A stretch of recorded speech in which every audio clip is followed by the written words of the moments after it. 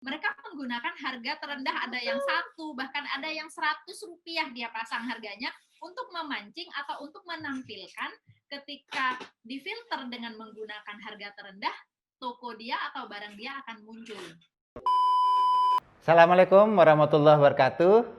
Kali ini saya akan mewawancarai salah satu pakar dari digital business, di mana saya memandang bahwa bisnis online atau digital business menjadi fenomena di era sekarang, bahkan ke depan. Oleh karena itu, nanti kita akan bahas mengapa kok online ini menjadi trending topik. Apa saja yang bisa dibisniskan, bagaimana agar sukses di dalam berbisnis online, dan lain-lain. Oleh karena itu, mari kita simak bersama-sama apa dan bagaimana bisnis online yang baik itu. Sahabat muda, saat ini saya sedang menghubungi salah satu pakar dari bisnis digital. Dia juga lulusan IT, dia juga lulusan Informasi Teknologi ITB, sekaligus dia juga sebagai dosen tetap di salah satu perguruan tinggi negeri di Jawa Timur. Saya akan temui Bu Nelly, salah satu pakar itu, dan kita akan berbicara banyak tentang bisnis digital.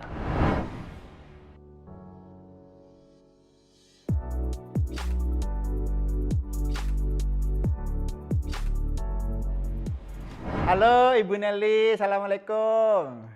Waalaikumsalam, halo, selamat siang. Senang sekali saya jumpa lagi dengan Ibu Nelly. Kita sering ketemu tentunya.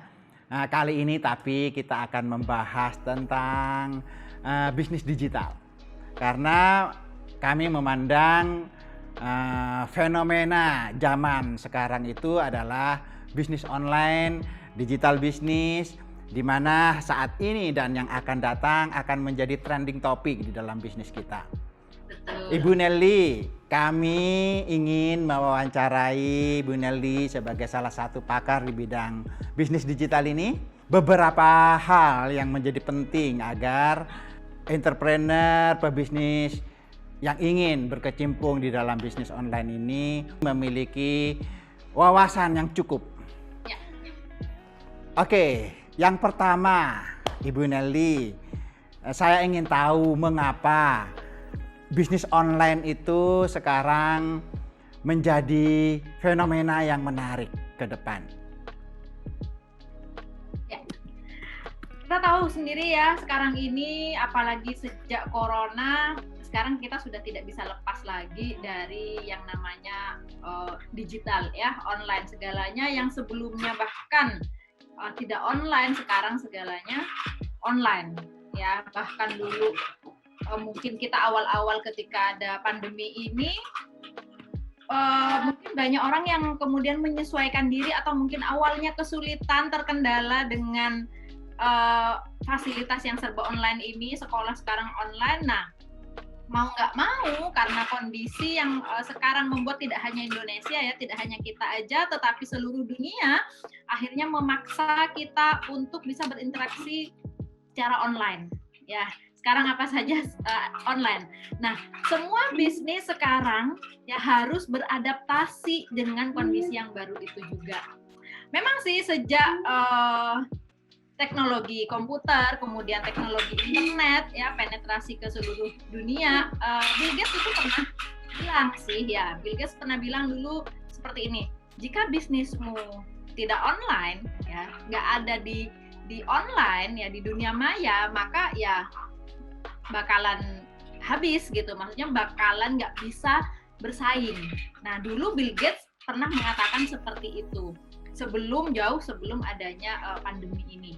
Nah, apalagi saat ini ketika sudah kita menjalani sudah hampir 1 tahun ini ya, hampir 1 tahun ini kita sudah mengalami, menyesuaikan diri, beradaptasi untuk menghadapi segalanya online. Akhirnya berbagai lini bisnis, bidang bisnis, bahkan pendidikan akhirnya juga bisa dikatakan fully online, ya kan?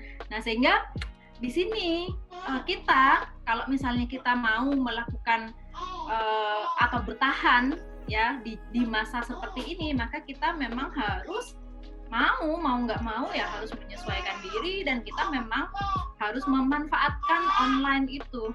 Jadi sekarang platform digital sudah banyak, dan masyarakat pun sekarang sudah, kalau dilihat dari statistik ya, di sini kita melihat data pengguna telepon, internet, media sosial Indonesia gitu ya. Di antara populasinya dengan pengguna teleponnya itu lebih banyak pengguna teleponnya. Ya.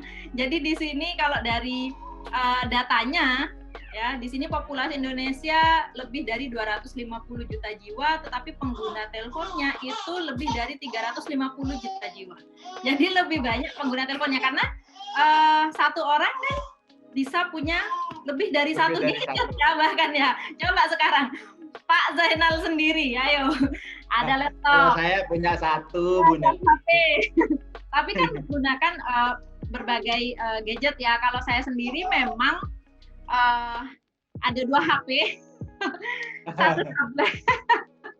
Ini semuanya kepake karena memang dibutuhkan gitu ya. Apalagi bagi mungkin saat ini di dunia pendidikan, bahkan ibu rumah tangga gitu ya, kalau punya anak 2, 3 sama-sama sekolah kan akhirnya sama-sama membutuhkan gadget. Nah, disitulah kalau kita tidak, dari segi bisnis ya, dari pelaku bisnis, kalau tidak memanfaatkan online ya udah nggak akan bisa bertahan. Sekarang untuk bertahan ya memang harus bisa memanfaatkan online. Iya, iya. Saya lihat dulu Bill Gates itu menjadi pengusaha yang paling sukses, yang paling kaya, kurang lebih dari tahun berapa itu ya? Kurang lebih dari tahun 2000-an apa 2010 gitu. Nah, tapi Jeff Bezos itu saya lihat itu masuk ke 10 besar baru 2015, saya lihat itu. 2015, tapi begitu 2017 dia sudah menjadi terkaya sampai saat ini itu. Itu sebenarnya peranan online itu sejauh mana, Bu Nelly? Dalam mensupport bisnis itu, peranan online itu. Ya, gampangannya sebenarnya kalau misalnya kita mau lihat sederhananya gitu ya, ya kan, Jeff Bezos itu berawal dari dia membuka toko buku online. Jadi ibaratnya kalau sederhananya, ibaratnya kita punya toko offline, baik itu toko kelontong sampai ke toko di mall. Tapi kalau dia hanya offline, maka dia hanya bisa menjangkau orang di sekitar situ saja. Tetapi jika kita menggunakan teknologi internet, ya, yang mana internet bisa menjangkau seluruh dunia, nah itu kan peluangnya sangat besar gitu. Jadi gambaran sederhananya itu seperti itu. Jadi ketika orang mempunyai bisnis atau ibaratnya toko offline yang mana dia jangkauannya hanya sekitarnya, itu kan hanya sedikit sekali. Belum lagi tidak semua jangkauan itu adalah segmen marketnya. Nah, tapi kalau bisa menjangkau seluruh dunia, ya bisa tinggal mengalihkan saja. Logika sederhananya seperti itu, dan itu yang dilakukan oleh Jeff Bezos. Gitu. Oke, bagus. Sekarang misalnya ya, ada masyarakat pengen bisnis, dan tentunya dia tidak pengen bikin toko yang offline. Dia pengen bikin toko online. Nah, sejauh mana tingkat kesulitan dia bikin toko yang online? Apakah dia harus bergabung dengan marketplace yang ada, atau dia bikin toko online begitu seperti yang difenomenakan tadi, atau sebagaimana itu tingkat keinginan masyarakat misalnya pengen bikin toko online misalnya. Menurut Bu Nelly gimana itu? Ya tergantung dari sekarang masyarakatnya mau yang skala berapa ya. Kalau misalnya berbicara masyarakat secara individu yang mau membuka usaha kecil-kecilan, misalnya ibu rumah tangga kah, atau mungkin UMKM misalnya gitu ya, sebelum membuka toko online pribadi atau yang disebut dengan e-commerce, mungkin lebih baik kalau misalnya dari awal ya, dari nol misalnya, lebih baik ngikut ke marketplace dulu gitu. Karena marketplace itu ibaratnya di situ sudah ada pembelinya. Orang kalau mau beli sesuatu itu ke marketplace. Ibaratnya marketplace itu kan ada pasarnya. Oh, gitu. Pasarnya. Ya. Pasar online. Ya, pasar cuman online marketplace itu. Contohnya kalau di Indonesia kan yang besar-besar kayak Tokopedia gitu ya, Shopee, Bukalapak. Nah, itu adalah marketplace. Jadi ibaratnya kalau orang mau jualan pertama, daripada jualan di rumahnya yang mungkin orang nggak tahu, orang mungkin nggak pernah lewat situ, mending datang ke pasar, buka lapak di pasar. Oh gitu. Nah Logika sekarang Bu Nelly, misalnya ada masyarakat pengen jualan di Bukalapak atau di Tokopedia misalnya, itu sulit nggak bikin semacam dia jualan di situ, sulit nggak? karena kan semuanya gratis di sana. Oh gratis gitu. Gratis di Tokopedia, Bukalapak, Marketplace itu semuanya gratis. Siapapun bisa menjadi buyer, siapapun bisa menjadi penjual atau seller di sana. Jadi gitu. daftar aja, daftarkan email biasanya ya, kemudian data, bikin toko, udah masukin, bikin etalase, upload barangnya. Oh gitu, semudah itu. Nanti kemudian Indonesia misalnya ada 270 juta, kemudian banyak orang. Itu bagaimana itu bisa melihat barang dagangan kita misalnya. Misalnya ini masyarakat pengen bisnis online misalnya, dan dia sudah bikin di marketplace secara online. Nah, bagaimana itu agar barang dia yang sudah dia analisis dengan bagus, dia sudah evaluasi dengan bagus, begitu kira-kira bisa diadu, dia masuk ke dunia online, ke dunia marketplace. Nah, itu bagaimana caranya agar masyarakat itu dilihat barangnya, kemudian tentunya harapannya ada 1% atau 0,5% yang beli begitu. Bisa diceritakan Bu Nelly? Ya, sebenarnya kan ibaratnya sama ya seperti logika di pasar tradisional. Jadi misalnya orang jualan sayur tidak hanya satu, tapi ada banyak orang jualan sayur. Bisa yang di pintu masuk pasar, ada yang di tengah, ada yang di belakang seperti itu. Nah, tapi kan di situ ketika pembeli mau ke pasar kemudian carinya sayur, kalau di marketplace berarti ngetiknya sayur gitu ibaratnya. Nah, maka akan keluar semua pedagang sayur. Nah, marketplace biasanya ada fiturnya. Fiturnya berdasarkan daerah ada. Jadi misalnya nih, saya di Jember gitu kan. Nah, pembeli yang di Jember supaya murah ongkirnya, nyarinya penjual yang dari Jember. Nah, bagi penjual-penjual Jember kan akhirnya berkesempatan untuk muncul kepada pasar yang terdekat. Atau bisa juga dengan di situ ada filter. Ada filter berdasarkan harga terendah hingga harga tertinggi. Ya, biasanya ya kalau orang mau belanja kan pastinya nyarinya di filter dari harga terendah gitu. Nah, tinggal mungkin di situ bersaing dengan harga. Atau ada juga sih kalau kita perhatikan di marketplace itu ada trik-trik mereka menggunakan harga terendah, ada yang 1, bahkan ada yang 100 rupiah dia pasang harganya untuk memancing atau untuk menampilkan ketika difilter dengan menggunakan harga terendah, toko dia atau barang dia akan muncul gitu. Jadi ada fitur-fitur yang bisa dimanfaatkan di dalam marketplace itu. Kemudian itu kan untuk fitur gratisnya. Biasanya di marketplace juga ada fitur berbayarnya. Dan disitulah yang menjadikan salah satu revenue dari yang punya marketplace ya. Jadi salah satu revenue dari marketplace itu adalah misalnya menjual iklan.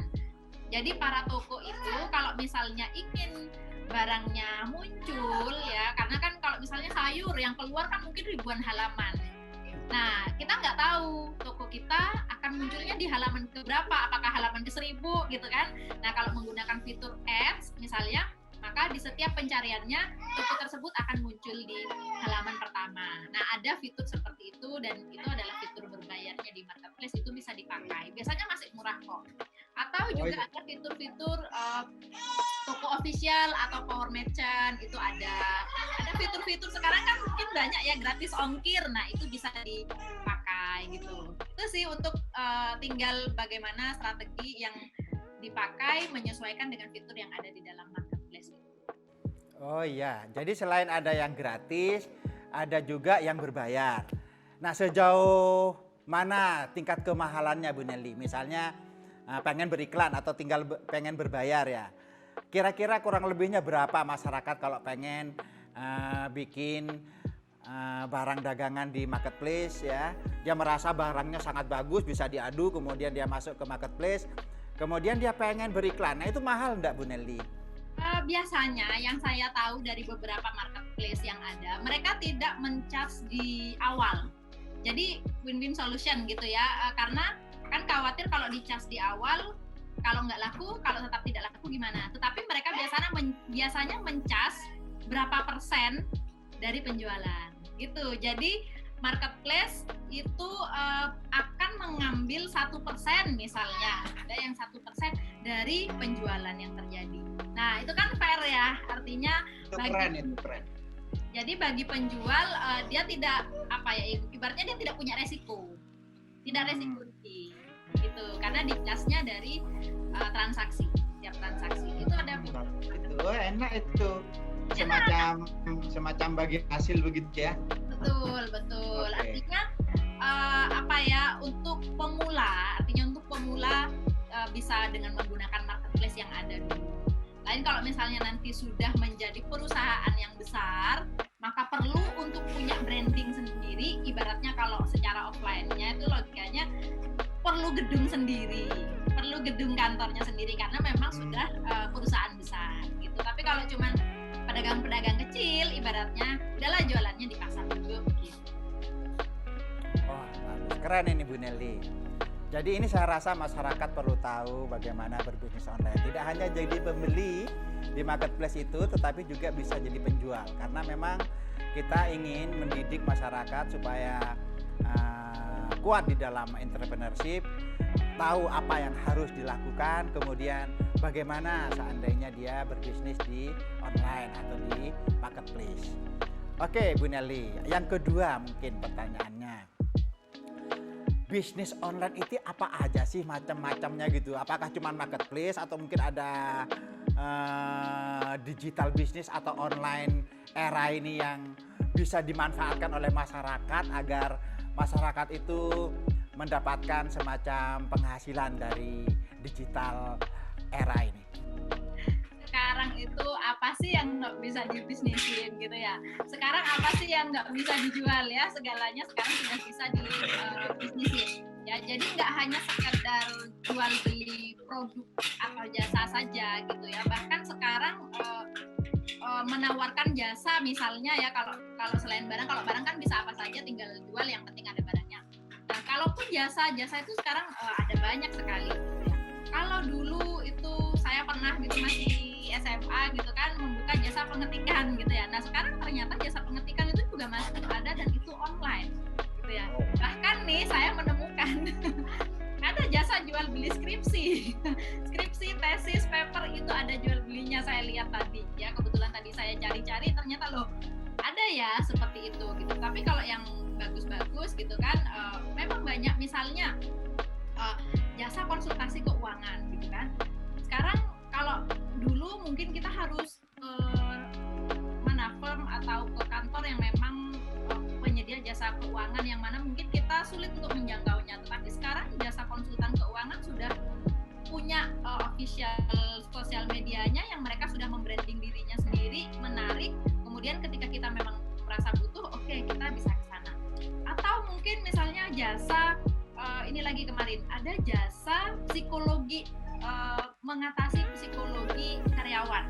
Ya ternyata saya awalnya ini buat apa ya gitu. Ternyata kan di dalam perusahaan perlu yang namanya apa istilahnya, menjaga psikologi atau treatment psikologi karyawannya. Nah ternyata bisnis tersebut menyasar kliennya itu adalah bukan perorangan tetapi terhadap perusahaan-perusahaan yang mana kan bisa memberikan konseling atau pendampingan psikologi karyawannya. Ternyata ada yang seperti itu gitu.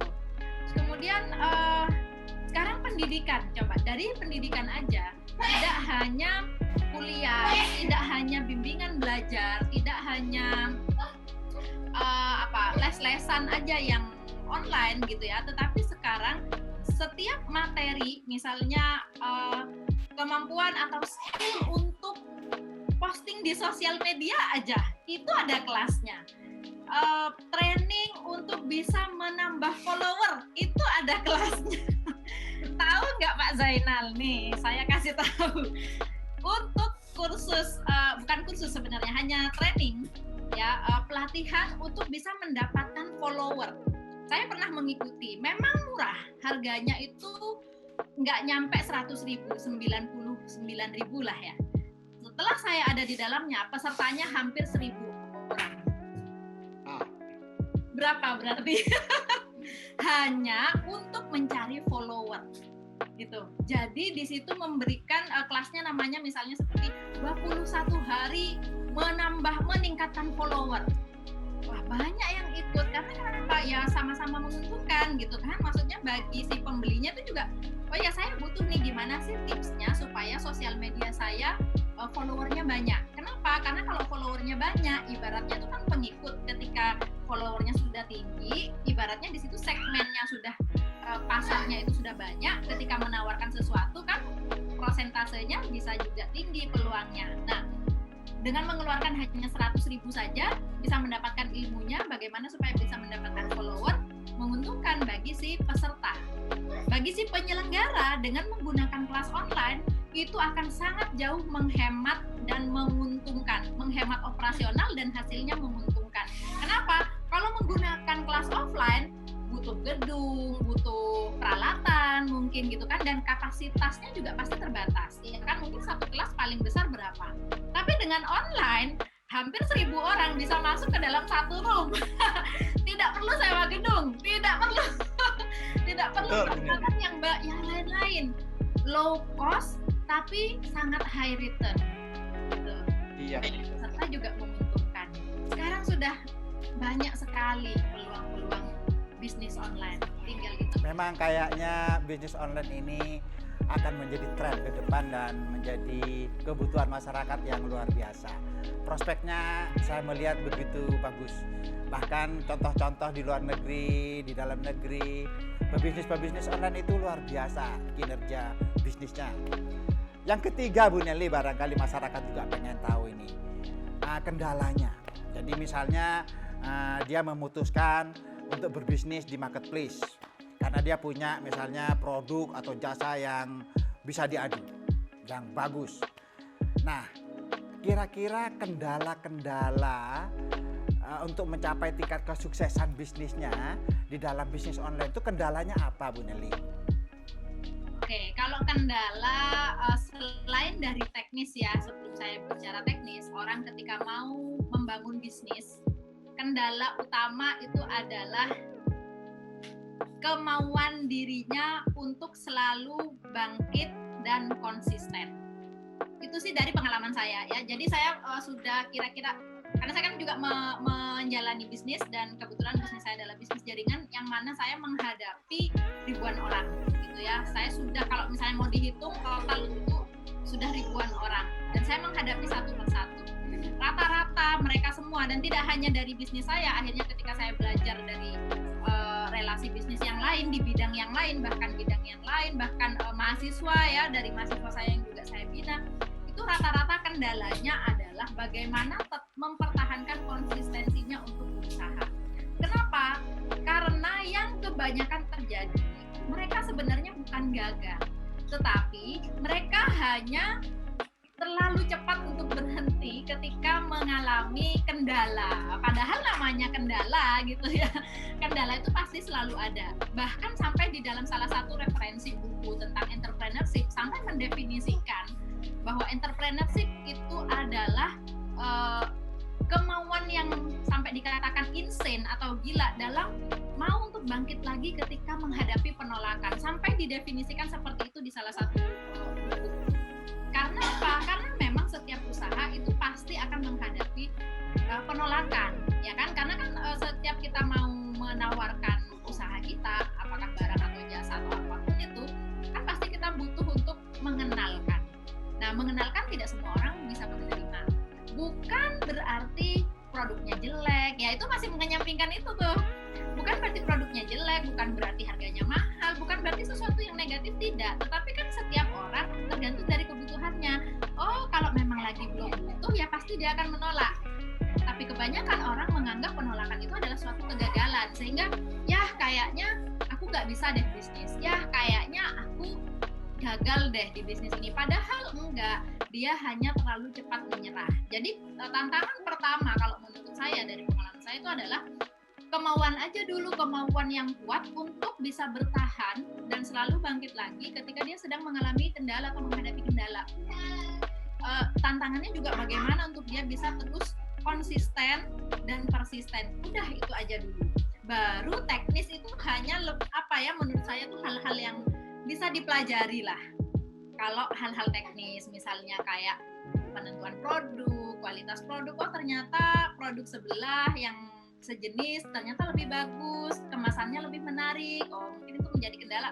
Oke. Atau misalnya oh sebelah udah lebih canggih internetnya, HP-nya lebih bagus, fasilitasnya lebih lengkap misalnya. Nah itu oke, itu bisa diusahakan mulai dulu. Itu kendala-kendala teknis, tapi yang paling kuat itu adalah konsistensi. Jadi semacam kemampuan bertahan, tangguh, mencari solusi ketika ada permasalahan yang muncul. Jadi memang kemampuan bertahan ini memang hasil riset di Pakistan pun juga begitu, di Bangladesh juga begitu. Memang harus serius, harus punya 1000 akal ya, pantang menyerah ya. Harus cari solusi-solusinya ya Bu Nelly ya. Katanya Thomas Alva Edison penemu lampu yang telah mencoba lebih dari 10.000 kali, ya kan? Tapi Thomas Alva Edison bilang apa? Dia tidak bilang dia gagal, dia tidak bilang dia gagal sebanyak itu, enggak. Dia bilangnya, saya menemukan 10.000 cara supaya lampu itu tidak bisa nyala. Jadi dia bilangnya seperti itu, gitu. Bukan, oh saya gagal 10.000, enggak, tetapi saya menemukan 10.000 cara lampu itu enggak nyala, gitu. Sehingga dia selalu melakukan. Jadi semacam semangatnya luar biasa ya Bu Nelly ya. Baik, ada pertanyaan yang berikutnya yang barangkali paling penting ini Bu Nelly.